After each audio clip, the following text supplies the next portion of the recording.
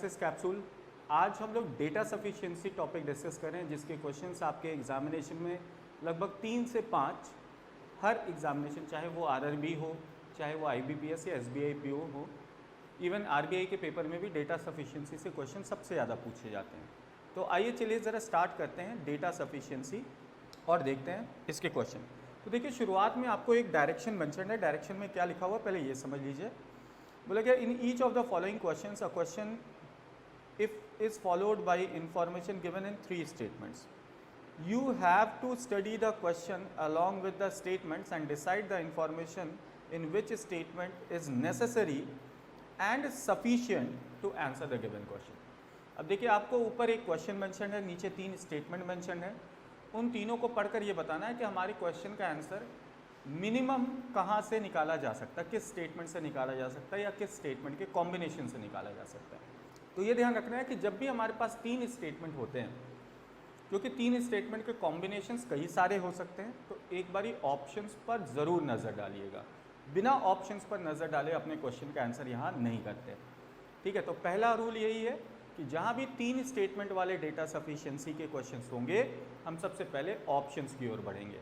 चलिए, जैसे देखिए फर्स्ट क्वेश्चन को देखते हैं। क्वेश्चन नंबर 1 बोला गया, 6 friends PQRSTU are sitting around the circular table facing the centre, who among them sits between P and R। तो 6 लोग हैं PQRSTU, ये एक सर्कुलर टेबल में बैठे हैं, इनकी फेस सेंटर की ओर है, और हमें जो क्वेश्चन दिया गया है वो है P और R के बीच कौन बैठा है, who is sitting between P and R। P और R के बीच कौन। अब देखिए ऑप्शंस, देखिए ऑप्शन मिल रहा है ओनली 3, ओनली 2, ओनली 1, ईदर 2 और 3। तो ज़रा देखते हैं 1 को। अगर देखिए, P is facing Q and R is facing U। P is facing Q and R is facing U, क्योंकि 6 जने हैं। P is facing Q and R is facing U। R और U आमने सामने हैं, ठीक है। P और Q आमने सामने हैं। नेक्स्ट देखिए क्या बोला गया, Who is on the immediate right of P, means U is on the immediate right of P। P के immediate right में कौन है, U है। तो P के immediate right में U, और U के सामने किसे रख सकते हैं, R को। ठीक है, आपसे पूछा गया P और R के बीच कौन है। P और R के बीच अभी देखिए 2 बचे हैं, S और T। S और T में से एग्जैक्टली कौन है अभी कंफर्म नहीं हो सकता, यानी पहले स्टेटमेंट से अपने क्वेश्चन का आंसर नहीं कर सकते। तो हमारा ऑप्शन नंबर डी जो है वो गलत हो जाएगा, चौथा ऑप्शन, क्योंकि फर्स्ट से हमारा आंसर नहीं आ रहा। सेकंड देखते हैं, सेकंड क्या बोल रहा है।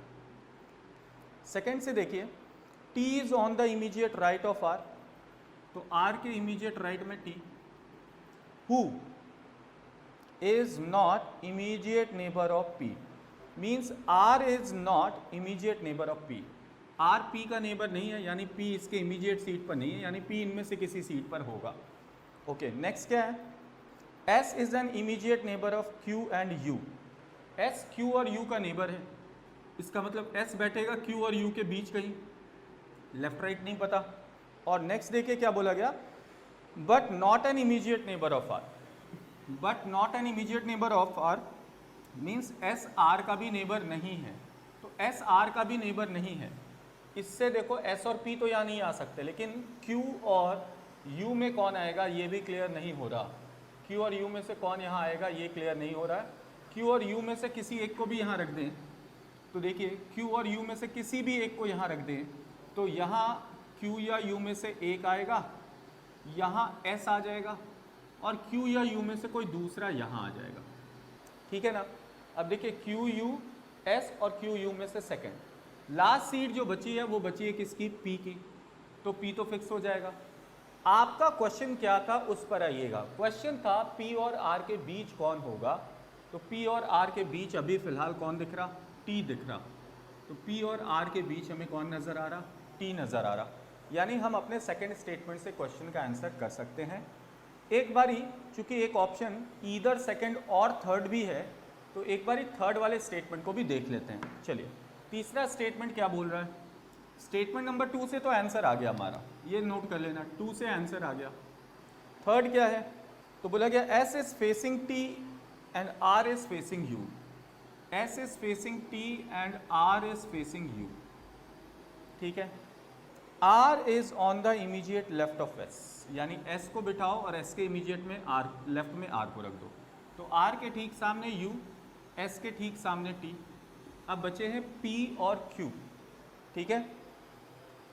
तो R is on the immediate left of S and second to the left of P, means R जो है वो P के सेकेंड लेफ्ट में है।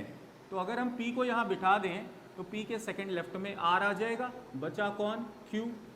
तो जाहिर सी बात है P और R के बीच हमें पूछा गया था कौन आ रहा है? S आ रहा है, यानी थर्ड स्टेटमेंट से भी हमारा आंसर आ जा रहा है।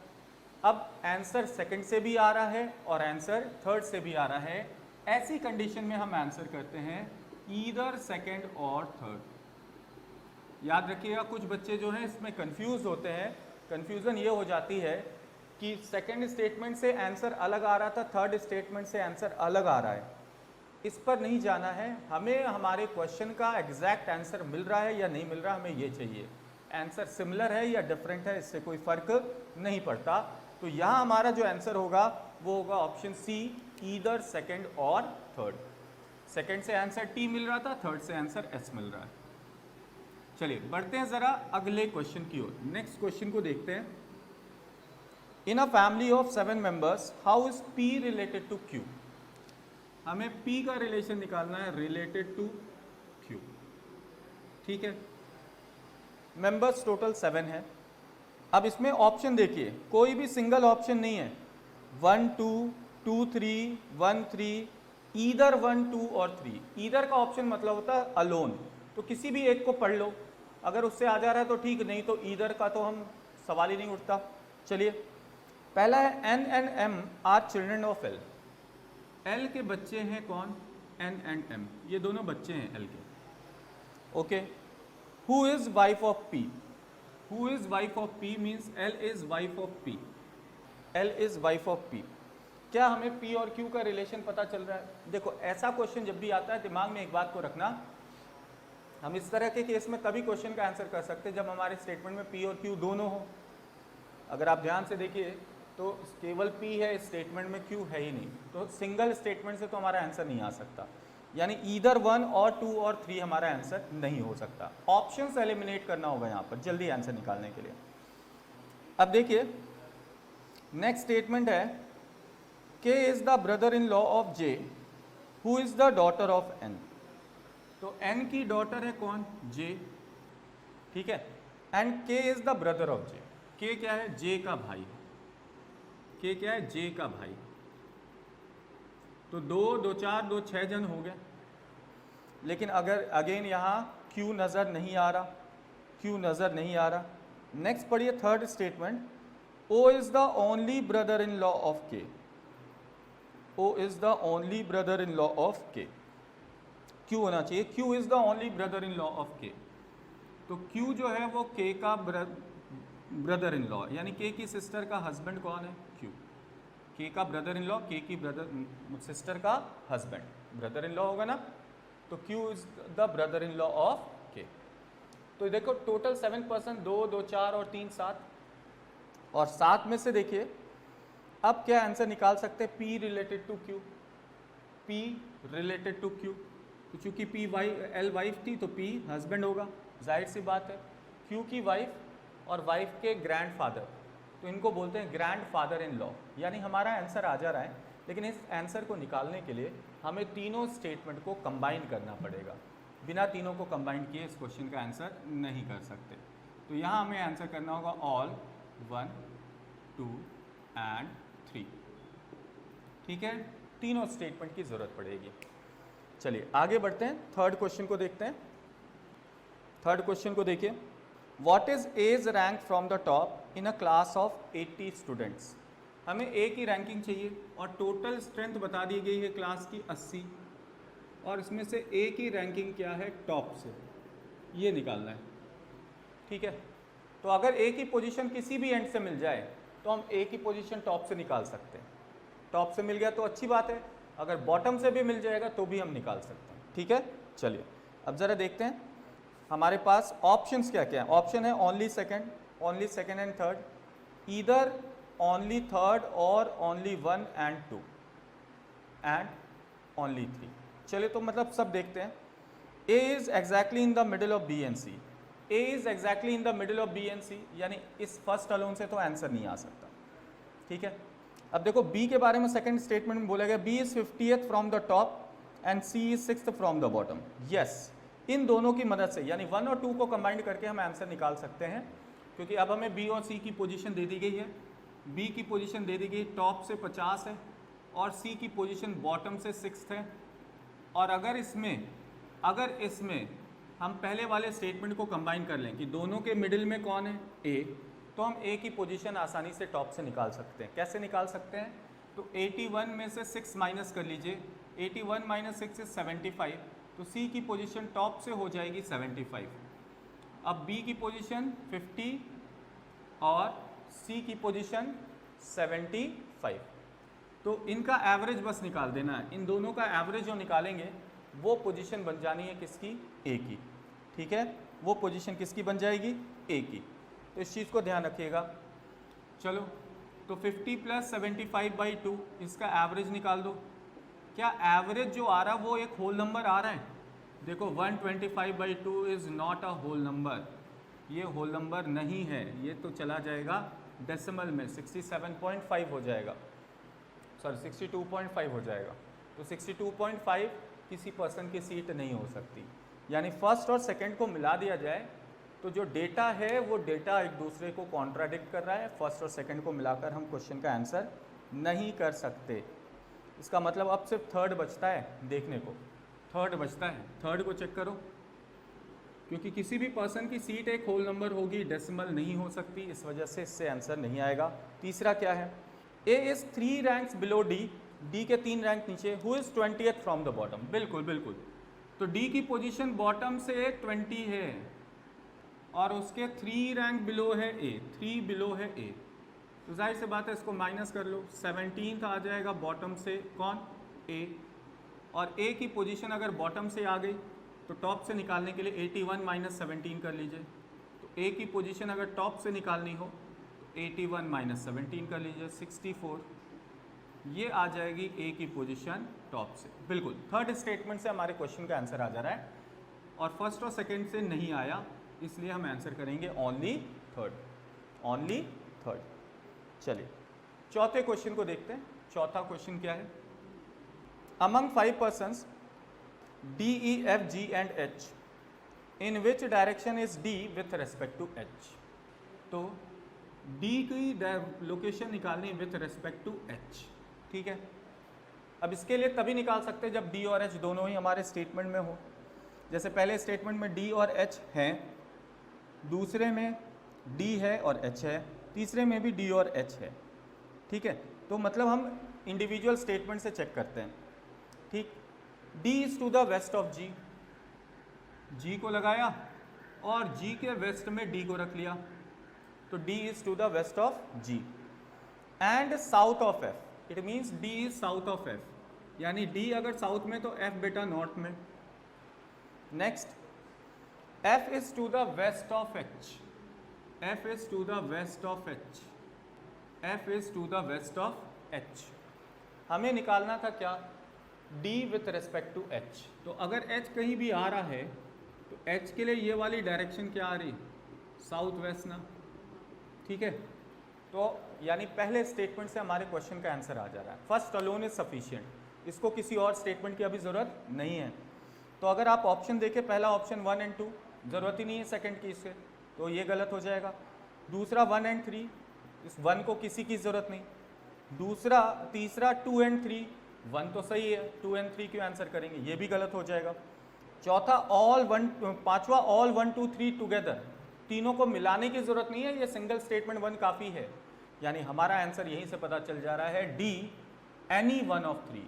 चूंकि एक से ही आंसर आ गया, सिंगल से ही आंसर आ गया, मतलब बाकियों की ज़रूरत इसके लिए तो नहीं है, यानी किसी को कंबाइंड करने की ज़रूरत नहीं, हमारा आंसर सिंगल स्टेटमेंट से आ रहा है। तो आपको अब ऑप्शंस की मदद लीजिएगा तो आपको सेकंड और थर्ड वाले स्टेटमेंट को वेरीफाई करने की ज़रूरत नहीं है, आप आंसर कर सकते हैं एनी 1 ऑफ 3। चलिए नेक्स्ट क्वेश्चन की ओर बढ़ते हैं, अगले क्वेश्चन को देखते हैं।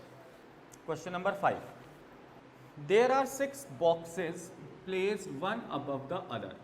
6 बॉक्सेस हैं एक दूसरे के ऊपर रखे हुए हैं। Considering first position at the bottom and above it is second and so on. यानी ये कुछ इस तरीके से बॉक्स हैं, ये बॉक्स की पोजीशन और ये बॉक्स हो गए बेटा 6 5 4 3 2 1। अब जरा देखिएगा, each box has a different colour, colour mentioned है। तो यहाँ बॉक्स जो है, बॉक्स के नेम की बजाय इनके कलर डालना है, ठीक है। क्वेश्चन हमें क्या पूछा गया, which colour box is placed on third position. Third position पर आने वाला बॉक्स कौन सा होगा। चलिए ऑप्शंस पर ध्यान रखिएगा।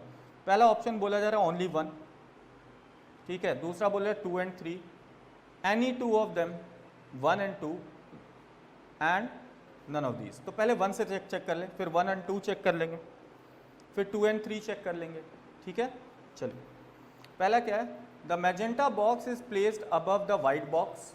वाइट के ऊपर मैजेंटा है, तो ये वाइट और इसके ठीक ऊपर मैजेंटा है। Which is not placed at the bottom, means white वाला बॉटम में नहीं है, यहाँ वाइट नहीं है, ठीक है। Next, at least 2 boxes are placed between black box and yellow box. कम से कम 2 हैं, किसके किसके, ब्लैक और येलो के बीच। तो ब्लैक और येलो के बीच 2 हैं, यानी पोजीशन थर्ड प्लस होगी, 3 से ज़्यादा होगी, मोर देन 3। इससे तो कुछ नहीं पता चल रहा है क्योंकि इनके एग्जैक्ट पोजीशन के बारे में कोई आइडिया नहीं है। चलिए आगे बढ़ते हैं, सेकेंड वाले को भी मिलाकर देखते हैं एक बार। The green box is placed 4 position lower down than the black box. Okay, green box is placed 4 position lower. कहाँ से 4 पोजीशन, ब्लैक से। तो ब्लैक से 4 पोजीशन नीचे कौन है, ग्रीन है, ठीक है। ब्लैक से 4 पोजीशन नीचे ग्रीन है। Only 2 boxes are placed between yellow and pink box. Yellow और पिंक के बीच 2 बॉक्सेस हैं, यानी येलो से थर्ड प्लेस पर pink. The pink box is not placed at the bottom. अच्छा, पिंक वाला बॉक्स बॉटम में नहीं है, तो अब ये पता चला पिंक भी बॉटम में नहीं है। तो एक बार ही दोनों स्टेटमेंट को कंबाइन करके देख लें, क्योंकि एक ऑप्शन ये भी है, ठीक है। तो ब्लैक के 4th नीचे ग्रीन है। अगर मैं ब्लैक को टॉप पे रखूं, एक कंडीशन ले रहे हैं, और फर्स्ट सेकेंड थर्ड फोर्थ नीचे ग्रीन है। पिंक यहाँ है नहीं, और पिंक से थर्ड प्लेस पर येलो भी है, पिंक से थर्ड प्लेस पर येलो है, और ब्लैक से थर्ड से ज़्यादा पोजीशन, यानी 4th and more than 4th, यानी 5th प्लेस पर येलो रख सकते हैं। अगर मैं यहाँ येलो रख दूँ तो येलो से थर्ड प्लेस पर pink, first second third, pink यहाँ आ जाएगा, ठीक है। और देखिए बोला गया था वाइट के ठीक ऊपर मैजेंटा आना चाहिए, वाइट के ठीक ऊपर मैजेंटा आना चाहिए।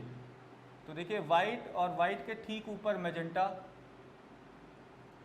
White box is placed above the white box, magenta is placed above. Above बोला है लेकिन इमीडिएट नहीं बोला है, इसलिए हम वाइट को यहाँ रख लें और मैजेंटा यहाँ आ जाएगा। चूंकि इमीडिएट वर्ड नहीं है, पोजीशन का पता नहीं है, ठीक है।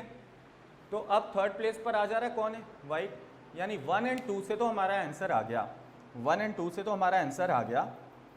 अच्छा, क्योंकि हमें 1 and 2 तो ठीक है, लेकिन हमें एक ऑप्शन मिल रहा है, option C, any 2 of them. Any 2 मतलब कोई से भी 2 को मिला दो आंसर आ जाएगा। तो चूंकि 1 और 2 को मिलाकर आंसर आ जा रहा है, एक बार चेक करो क्या 1 और 3 को मिलाकर आंसर आ जाएगा क्या। अगर 1 और 3 को मिलाकर आंसर आ जाएगा तो हम लोग एनी 2 ऑफ देम आंसर कर सकते हैं। उस केस में हम लोग एनी 2 ऑफ देम आंसर कर सकते हैं, अगर 1 और 3 को मिलाकर भी आंसर आ गया तो, ठीक है। ये चीज़ ध्यान में रखना है आपने। थर्ड क्या है, the white box is placed at odd number position which is above the yellow box. तो वाइट बॉक्स जो है वो येलो बॉक्स के ऊपर है, 1 और 3 को मिलाकर देख रहे हैं, और ऑड पोजीशन पर, यानी 3 या 5 पर हो सकता है, ठीक है, 3 या 5 पर हो सकता है। Next, the magenta box is not placed at the second position.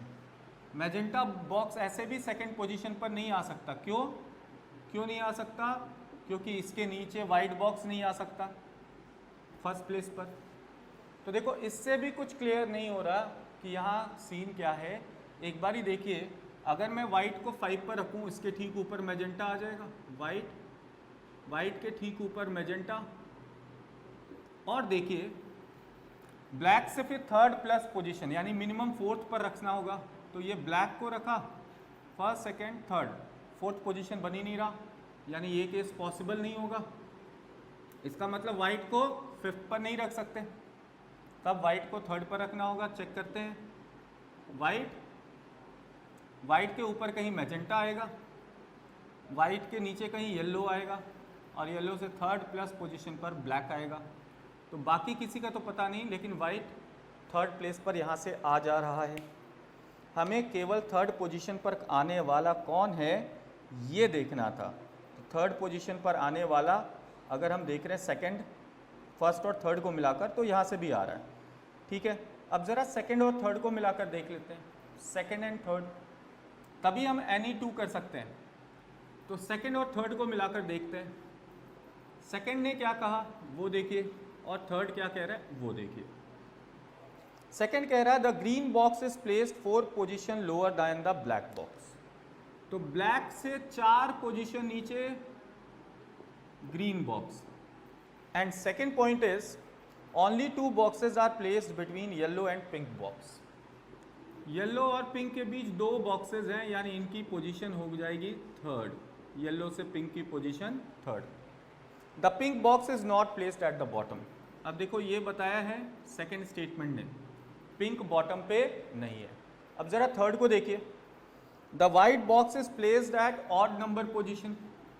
White की पोजीशन ऑड है जी, यानी 1, 3 या 5 में से किसी एक पर, which is above the yellow box. अब वाइट जो है वो येलो के अबव है, येलो के ऊपर है, इसका मतलब वाइट बॉटम मोस्ट पर नहीं हो सकता, वाइट बॉटम मोस्ट पर नहीं हो सकता। The magenta box is not placed at the second position. Magenta box second position पर नहीं है। अब देखो ध्यान से, ब्लैक के 4 पोजीशन नीचे ग्रीन, एक कंडीशन अगर मैं ब्लैक को यहाँ लूँ 1, 2, 3, 4, ग्रीन यहाँ आ जाएगा, पॉसिबिलिटी चेक करनी होगी। ठीक है, अब वाइट जो है वो किसी ऑड पोजीशन पर 3 या 5 में से हो सकता है, बिल्कुल हो सकता है। येलो पिंक की पोजीशन थर्ड बताई जा रही है, येलो पिंक में से किसी एक को यहाँ रखो तभी तो थर्ड प्लेस मिलेगा, एक फर्स्ट सेकंड थर्ड, पिंक आ जाएगा यहाँ पर। ठीक है, क्लियर। अब येलो के ऊपर कहीं वाइट है और वो भी ऑड पोजीशन पर, येलो के ऊपर कहीं वाइट है और वो भी ऑड पोजीशन पर, तो यहाँ येलो के ऊपर वाइट, ऑड पोजीशन दोनों खाली है वाइट के लिए, और मैजेंटा सेकंड पर नहीं होगा, तो मैजेंटा और वाइट में से कोई एक थर्ड पर होगा, एक फिफ्थ पर होगा। यानी इससे हमें इनके फ्लोर का पता नहीं चल रहा है। अगर इससे हमें इनके फ्लोर का पता नहीं चल रहा है, यानी सेकंड और थर्ड को मिलाकर तो आंसर नहीं आ सकता, और अगर सेकंड और थर्ड को मिलाकर आंसर नहीं आ सकता तो हम आंसर any2 ऑफ देम नहीं कर सकते। इट मीन्स अब हमारा आंसर कंफर्म हो गया है, ओनली फर्स्ट एंड सेकंड, यानी ऑप्शन डी। तो यहाँ से आंसर करेंगे ऑप्शन डी। ओके, देखिए ज़रा next, what is the code for do in the given code language. Do का कोड हमें निकालना है। नेक्स्ट क्वेश्चन की बात करें तो पानिड्स पहला स्टेटमेंट है और इसका कोड दिया गया है डू यू नो, जा टी डा, और इसका कोड हमें दिया है आई लाइक हर, और थर्ड है नी डा रा, आई डू दिस। ये 3 स्टेटमेंट है हमारे पास। सबसे पहले तो देखिए हमें निकालना किसका कोड है, डू का निकालना है। तो सबसे पहले देखो डू कहाँ है, डू यहाँ है फर्स्ट स्टेटमेंट में और थर्ड में भी तो है। अब चूंकि इन दोनों में सिर्फ डू कॉमन है, यानी फर्स्ट और थर्ड को कंपेयर करने से डू का कोड निकल जाएगा। दोनों में कॉमन कोड कुछ दिख रहा है, नी दिख रहा है। देखो दोनों में कॉमन क्या दिख रहा, नी दिख रहा है, यानी डू का कोड नी आ जाएगा। लेकिन डू का कोड निकालने के लिए हमें फर्स्ट एंड थर्ड स्टेटमेंट को कंबाइन करने की ज़रूरत होगी, यानी डू का कोड यहाँ निकालना है तो हम आंसर करेंगे only 1 and 3 is required, which is option C. तो यहाँ आंसर करेंगे ऑप्शन सी। चलिए नेक्स्ट क्वेश्चन देखते हैं, अगले क्वेश्चन को। At what time did Ritika leave her home for office. ठीक है, रितिका ऑफिस के लिए अपने घर से कितने बजे निकली। पहला statement, Ritika reached office at 10:15 AM। Ritika, पहले स्टेटमेंट से पता चला 10:15 पर ऑफिस पहुंची है। ठीक है, हमें निकालना ऑफिस पहुंचने का टाइम नहीं, घर से कितने बजे निकली ऑफिस के लिए, ये पता करना। Second point, received a phone call at 9:15 AM at her home. अब उसने एक फ़ोन कॉल रिसीव किया है 9:15 पर एट हर होम, यानी 9:15 में अभी अपने घर में थी। निकली है या नहीं ये नहीं पता, यानी सेकंड से भी हमारा काम नहीं बनेगा। थर्ड देखिए, Ritika takes only 40 minutes to reach her office after leaving her home. Ritika को केवल 40 मिनट लगते हैं अपने घर से ऑफिस की ओर जाने के लिए। अब ज़रा देखो, अगर रितिका 40 मिनट लेती है अपने घर से ऑफिस की ओर जाने के लिए और ऑफिस पहुंची है 10:15 पर, यानी इससे 40 मिनट पहले निकली होगी, तो 10:15 से 40 मिनट पहले क्या टाइम होगा, तो 25 घटा लिया यानी 9:35। 9:35 पर वो अपने घर से निकली होगी और 40 मिनट लगाकर 10:15 पर वो पहुंची होगी। इट मीन्स कि अपने क्वेश्चन को आंसर करने के लिए हमें फर्स्ट और थर्ड स्टेटमेंट की रिक्वायरमेंट होगी। तो इस क्वेश्चन का आंसर निकालने के लिए हमें फर्स्ट और थर्ड स्टेटमेंट की रिक्वायरमेंट होगी। ठीक है, नेक्स्ट क्वेश्चन देखते हैं। Who among ABCDE is the youngest. तो 5 व्यक्ति हैं और इनमें से सबसे छोटा कौन है, यंगेस्ट कौन है ये निकालना है। ठीक है, हु इज द यंगेस्ट। चलो तो देखते हैं जरा, पहला स्टेटमेंट क्या है। Praveen is B is younger than A and D. B is younger than A and D and older than E. तो B छोटा है किससे, A और D से, और बड़ा किससे है, older than E। ध्यान रखिएगा टोटल 5 जने थे, टोटल 5 जने हैं ABCDE। अभी इसमें C कहाँ है ये नहीं पता, C नीचे भी हो सकता है, C ऊपर भी हो सकता है, कहीं भी हो सकता है, सी के बारे में इंफॉर्मेशन नहीं, तो हम पहले स्टेटमेंट से यंगेस्ट कौन है ये तो नहीं बता सकते। ठीक है, सेकंड स्टेटमेंट है A is older than B and younger than E.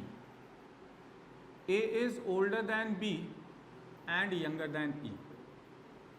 अब जरा समझोगे इस बात को, ए बी से तो बड़ा है लेकिन ई से छोटा है, तो इससे भी नहीं पता चल रहा। अच्छा, यहाँ ये भी ध्यान रखना कि फर्स्ट और सेकंड को भी कंबाइन नहीं कर सकते। क्यों नहीं कर सकते, क्योंकि यहाँ ए बी और ई दोनों से बड़ा है और यहाँ ए ई से छोटा हो जा रहा है, तो ये दोनों बातें एक दूसरे को कॉन्ट्राडिक्ट कर जाएंगी।